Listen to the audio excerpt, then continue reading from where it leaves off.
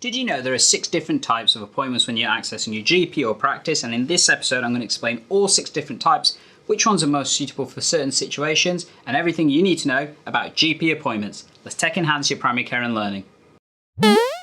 Hello, I'm Dr. Gandalf, and I'm going to explain the various different types of appointments you may have when you interact with your local practice or GP. Now, these can be broken down into 6 different types. So we've got online consultations, telephone consultations, face-to-face consultations, video consultations, group or group video consultations, and finally home visits. So let's start off by talking about one of the newer versions that some of you may have come across, which is online consultations. So you may engage with an online consultation either with a form on a practice website or a link that they've sent to you, or via an app like the NHS app or a product-specific one that your practice provides. Typically at the practice, online consultations are normally allocated between 2 and 10 minutes in most practices per contact, and they're really good for opening up that contact, for example, sharing information and navigating to other types of consultations, such as telephone, face-to-face, video, for example. Now, online consultations may be more suitable for dealing with non-urgent things, so things that need to be dealt with in the next few days, for example, but they can be used as a triage method to navigate to the right person in the practice. So for example, if you just need a copy of your prescriptions or an item issuing, then that can go direct to the team that deals with that, rather than, for example, a clinical assessment about a new health issue.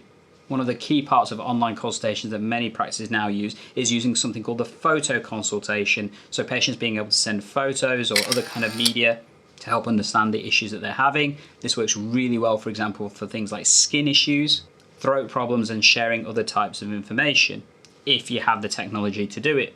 And if you want a video guide on how to do some of those, definitely check out our channel that's got some of those tips for you. The other thing to remember about online consultations is they're also an excellent way of trying to follow up healthcare issues. So for example, if I've seen a patient for a certain health problem, checking how they're getting on can be really easily done through an online consultation in just a quick question of how you're getting on and feeding back about how that plan is working out for them.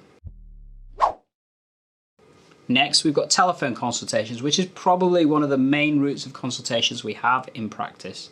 This is because it's really easy to share information over a telephone interface, and most people have access to a telephone. Typically, they're allocated between 5 and 10 minutes in most practices. And the benefit of the telephone consultation is that you can share that information about the health challenges that you're dealing with. It's a really good way for the practice team and GPs to understand the urgency and the need of the health issue that you have, meaning that they can direct you to the right type of resource. So for example, whether that's self-care, seeing your pharmacist, going to minor illness units, potentially going to the emergency department if needed, or patching you into the practice team, such as seeing one of the various clinicians like the nurses, pharmacists, physiotherapists, physicians associates, other healthcare clinicians, or obviously a GP. I know many people find the benefit of telephone consultations quite useful, a bit more convenient than having to go in for a face-to-face at times, but sometimes it can be more challenging, particularly with the loss of the non-verbal communication, and that's where things like face-to-face consultations can be really useful. So face-to-face consultations are the traditional way that many people interact with their practice team and GP, and typically most practices will allocate between 10 and 15 minutes to each consultation.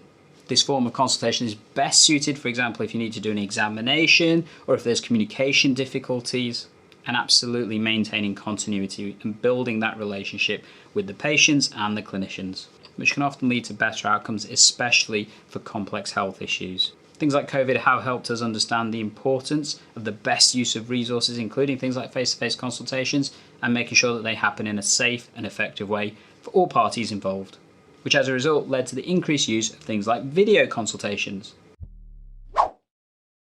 So video consultations offer the convenience of telephone type consultations, but with the added element of video. It's really important to understand the route of how to do a video consultation, and unfortunately the tech can sometimes let you down from either end, whether it's the practice or your own device that you have. Many people felt video consultations would replace telephone consultations, but they haven't done, because actually telephone are much easier to use. However, there are definitely times where a video consultation can be a more effective way, especially when that's supported with additional options like other clinicians for supervision, for example, care home environments, and when there's absolutely difficulties with distance.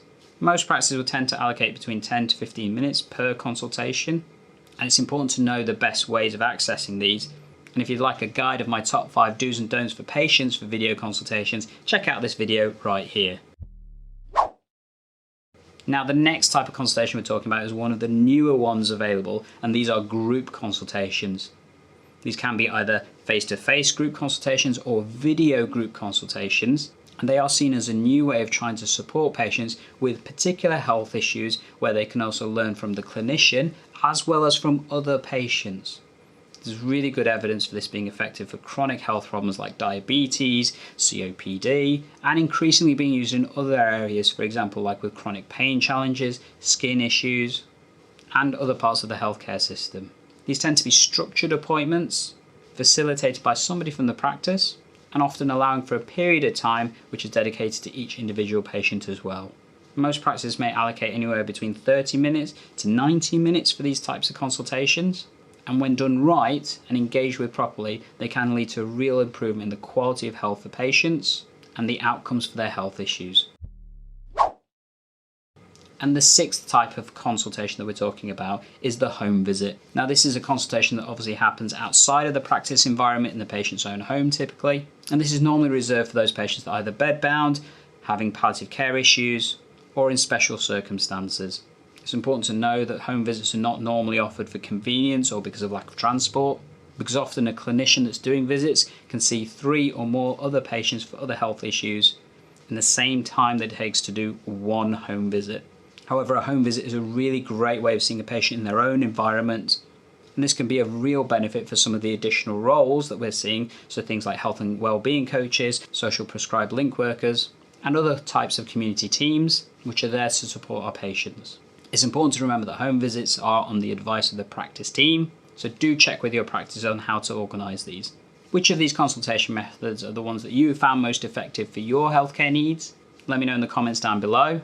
If you have found this episode useful, definitely leave a like and share it with others that you think may benefit from knowing about all this information. If you would like to know more information about how to do photo or video consultations, check out these 2 videos right here. Alternatively, I'm sure YouTube's recommending another one for you right here. Stay safe and keep well.